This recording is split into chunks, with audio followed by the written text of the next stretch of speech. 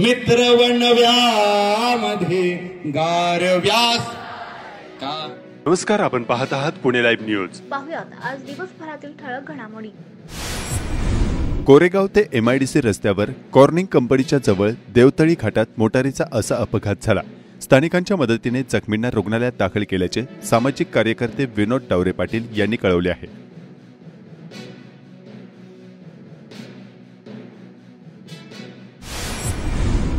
जिल्हा नियोजन समितीच्या बैठकीत वाहतूक कोंडीवर उपाय म्हणून पुणेकरांसाठी तब्बल 276 किलोमीटर लांबीच्या नव्या मेट्रो मार्गाचा प्रस्ताव सादर करण्यात आला आहे. यामध्ये पुणे, पिंपरी चिंचवड आणि आसपासच्या ठिकाणांना जोडणाऱ्या मेट्रो मार्गिकांचा समावेश करण्यात आला आहे. जिल्हा नियोजन समितीच्या बैठकीत 30 वर्षांसाठीचा आराखडा सादर करण्यात आला आहे. याशिवाय पुण्यात एकूण 6 नवे BRT कॉरिडॉर तयार करण्यात येणार आहेत. 3 टप्प्यांमध्ये हे काम केले जाणार असल्याचे सांगण्यात आले आहे. यासाठी एकूण 1,26,498 कोटी रुपयांचा खर्च अपेक्षित आहे. पुणे जिल्हा नियोजन समितीच्या बैठकीत विविध धोरणात्मक विषयावर खेड तालुक्याचे आमदार बाबाजी काळे यांनी याची मागणी केली आहे.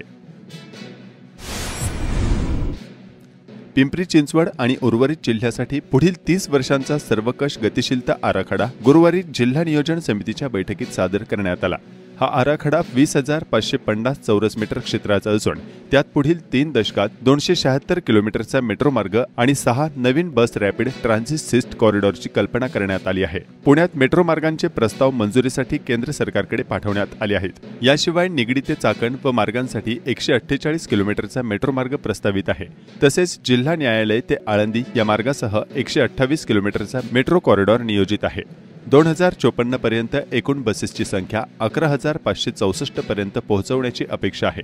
या योजनेत 641 किलोमीटरचे नवीन बस मार्ग, 18 अतिरिक्त कॉरिडॉर आणि 10 नवीन बस टर्मिनल देखील सुचवण्यात आले आहेत.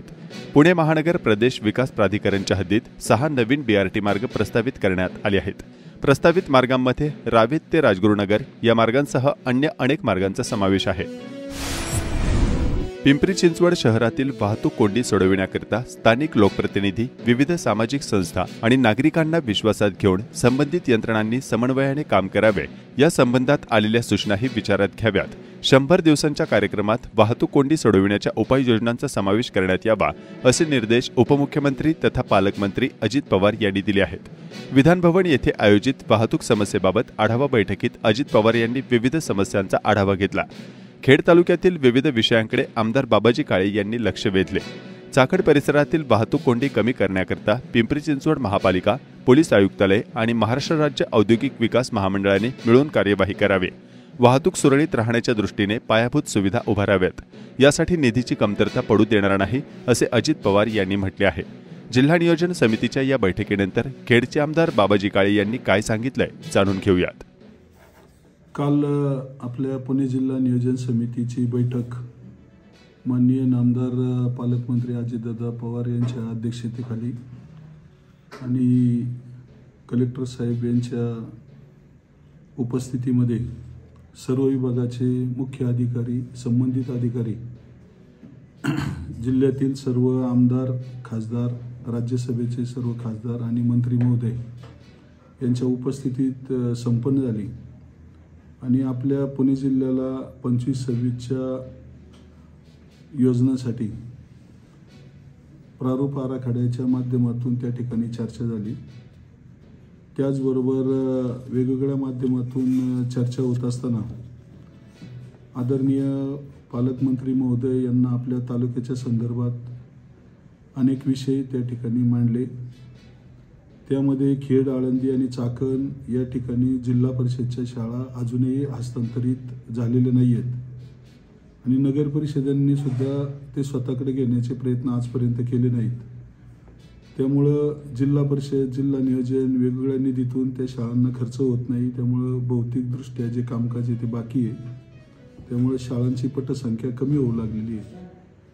त्या ठिकाणी त्या शाळा नगर परिषदांनी त्वरित हस्तांतरित करून घ्याव्यात म्हणून विषय मांडल्याच्या नंतर आदरणीय दादांनी तातडीनं मुख्य कार्यकारी अधिकारी आदरणीय गजानन पाटील साहेब आणि संबंधित शिव असतील आणि संबंधित अधिकारी यांना बरोबर घेऊन तालुक्याचे आमदार म्हणून मलाही सांगितलं की तुम्ही सगळेजण एकत्र बसा आणि त्याचे व्हॅल्युएशन, इतर काही ज्या तांत्रिक बाबी असतील त्या करा. त्याच्यासाठी लागणारा निधी नगर परिषदेला मिळवून देण्याचं काम या ठिकाणी मी निश्चित करणार आहे, असा शब्द त्यांनी त्या ठिकाणी दिलेला आहे.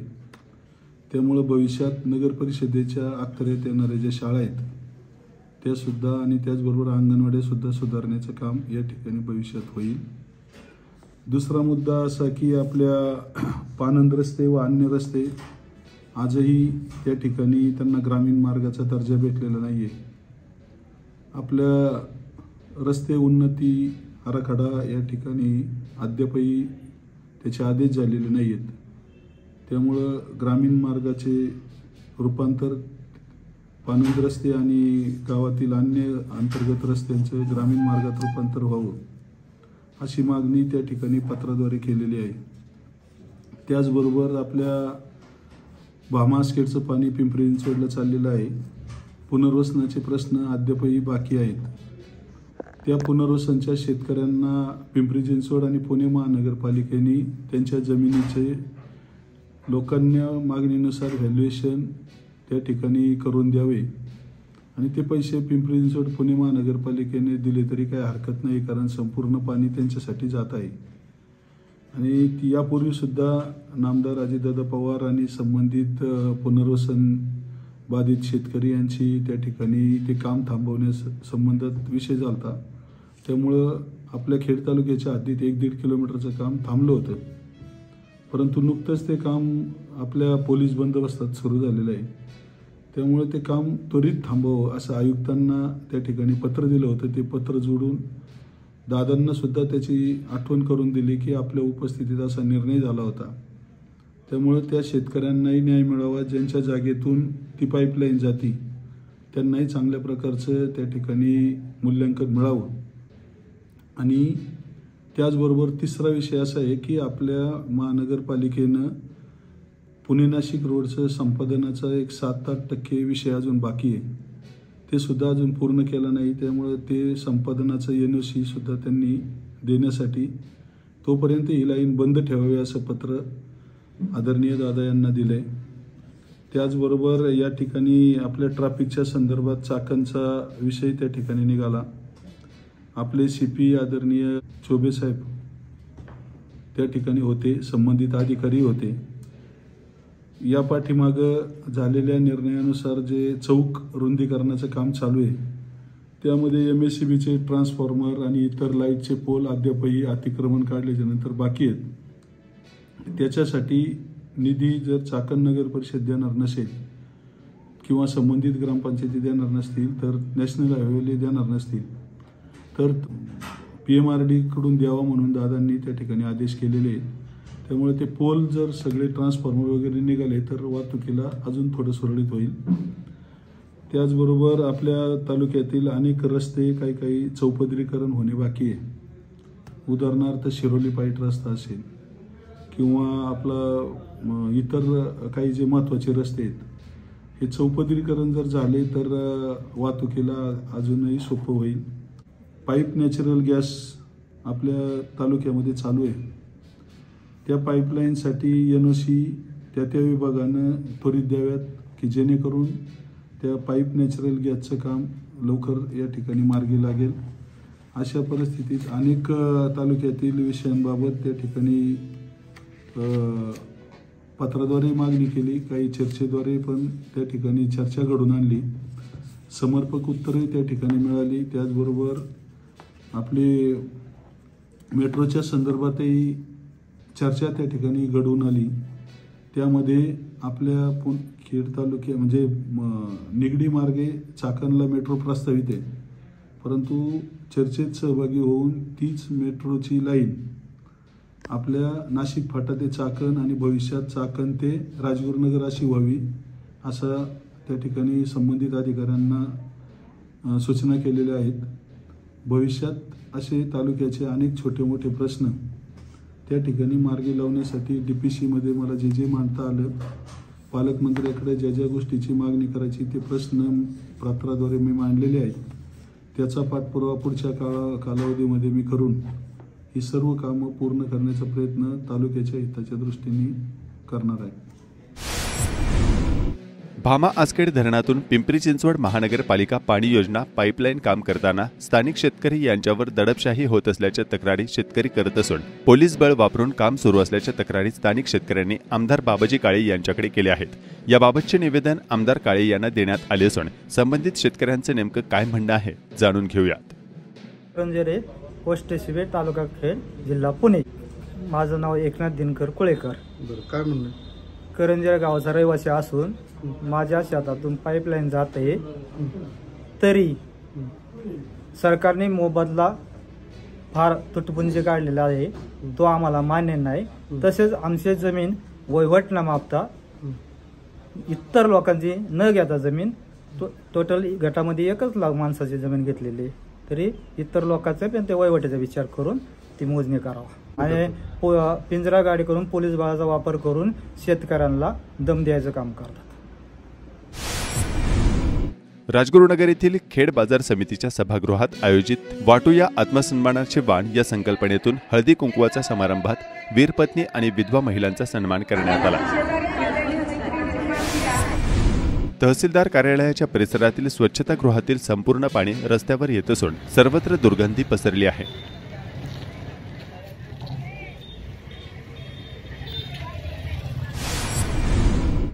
खेड तालुक्यातील संतोषनगर भाम या ठिकाणी वडिलोपार्जित जमीन असून सदर क्षेत्राची विभागणी झालेली नाही। असे असताना एकाच गटातील अन्य जागेची ऑर्डर देऊन प्रशासनाची दिशाभूल करून पोलीस बंदोबस्तात जमिनीचा ताबा घेण्याचा प्रयत्न सुरू असल्याचा आरोप संबंधित शेतकऱ्यांकडून करण्यात आला आहे।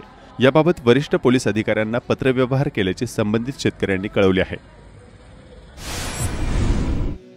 खेड तालुक्यातील शेलपिंपळगाव येथे बेकायदेशीरपणे जमीन उत्खनन केले जात असून येथे महसूल प्रशासन अर्थपूर्ण दुर्लक्ष करत असल्याचा आरोप स्थानिक नागरिकांनी केला आहे। माझं नाव विनोद विठ्ठल दौंडकर, राहणार शेलपिंपळगाव। आमच्या क्षेत्रामध्ये बेकायदेशीर उत्खनन झाले। आम्ही त्याचे सदल अर्ज तलाठी कार्यालय, तहसीलदार कार्यालय या ठिकाणी दिलेले आहेत, पण त्या अर्जाची कुठल्याही प्रकारची दखल घेतली नाही। 15 दिवसांनी त्या अर्जाची दखल घेतली गेली, परंतु त्या गटाचा पंचनामा झाला। पंचनाम्यात असं दाखवलं गेलं ज्या गटाचं उत्खनन झालंय त्याच्या 5% फक्त पंचनामा केला तलाट्यांनी, एकतर्फे त्यांनी निकाल दिला। आणि आम्ही परत त्यांना विचारण्यास गेलो तर त्या मॅडमनी सांगितलं की नाही का, कोणत्या मॅडमला विचारलं होतं?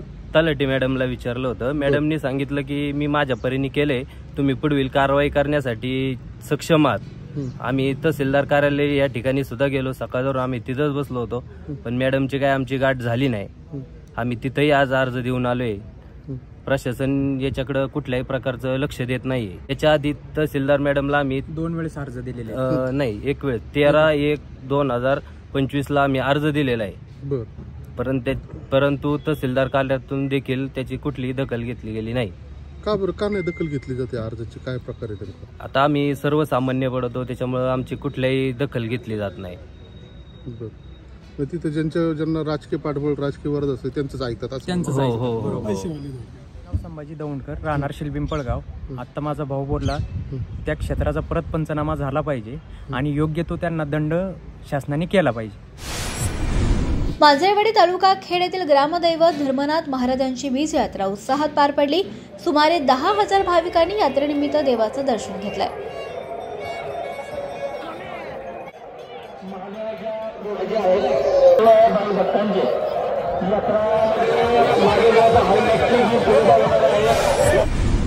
फेडरेशन ऑफ चाकण इंडस्ट्रीज, औद्योगिक सुरक्षा आणि आरोग्य संचालनालय पुणे यांच्या सहकार्यानं रोबोटिक ऑपरेशनमधील सुरक्षितता, पॉवर प्रेस सुरक्षितता, व्यवस्थापकांचं सक्षमीकरण यावर प्रशिक्षण कार्यक्रम आयोजित केला होता। यामध्ये चाकण एमआयडीसीसह पश्चिम महाराष्ट्रातील सुमारे 400 उद्योग प्रतिनिधींचा सहभाग होता। केंद्र आणि राज्य शासनाच्या ॲग्रीस्टॅग योजनेच्या माध्यमातून तालुक्यातील सर्व शेतकऱ्यांचा ॲग्रो फार्मर आयडी तयार करण्यासाठी तालुक्यातील सर्व गावनिहाय विशेष शिबिराचं आयोजन करण्यात आलंय। शेतकऱ्यांनी या शिबिरात सहभागी होऊन ऑनलाईन नोंदणी करण्याचं आवाहन तहसीलदार ज्योती देवरे यांनी केलं। योजनेअंतर्गत फार्मर आयडी रजिस्ट्रेशनसाठी सर्वांनी पुढाकार घ्या। एका शेतकऱ्याला माहिती समजली तर त्यांनी आपल्या गावातल्या इतर शेतकऱ्यांना ती माहिती सांगा। चाकणमध्ये बिरदवाडी ते आंबेठाण रस्त्यावर दररोज असे प्रचंड वाहतूक कोंडीचं चित्र निर्माण होत आहे। पुणे लाईव्हच्या दर्शकांनी याबाबतचे व्हिडिओ पाठवलेत.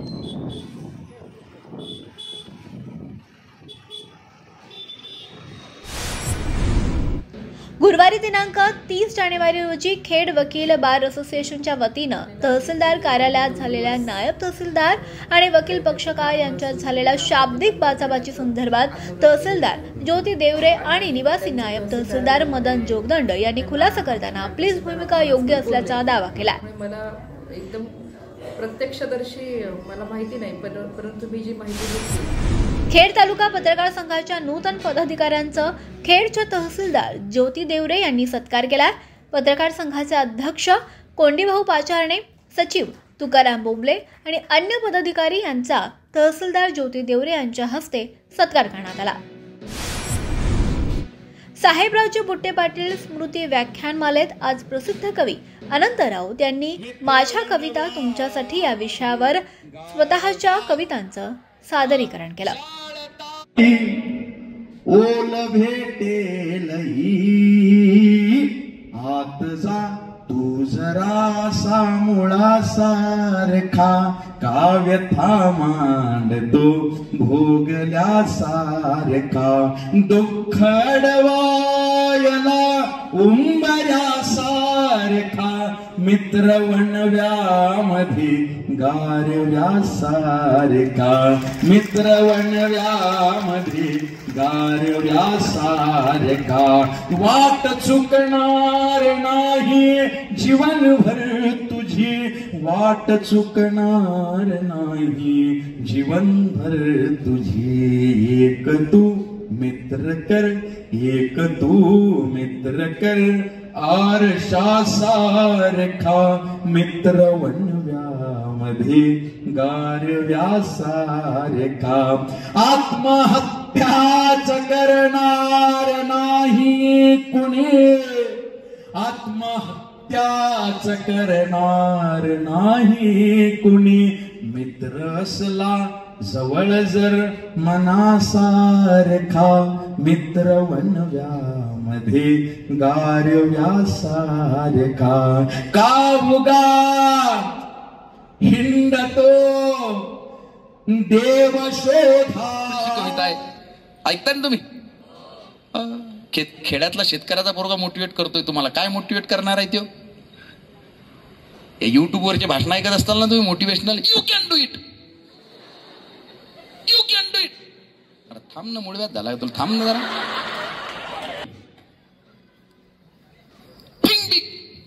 अरे थांब बाबा, आमच्याकडे बहीण लग्नाची राहिलेली आहे, आमचा बाप दारू पिऊन येतो, परिस्थिती वाईट असते की नाही?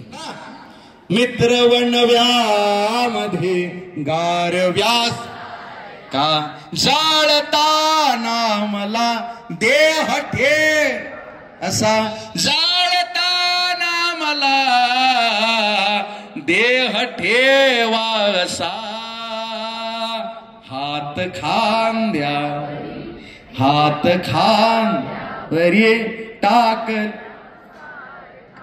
मित्र मध्ये व्यासारखा, दुःख अडवायला उंबर का, मित्रवण मध्ये गारव्यास का, वाट चुकणार नाही जीवनभर तुझे, वाट चुकणार नाही जीवनभर तुझे, एक तू मित्र कर, एक तू मित्र कर, आरशा मित्र गार का, गारव्यासारखा,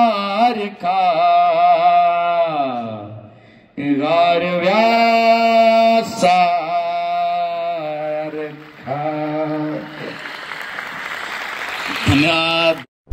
नमस्कार, आपण पाहत आहात पुणे लाईव्ह न्यूज.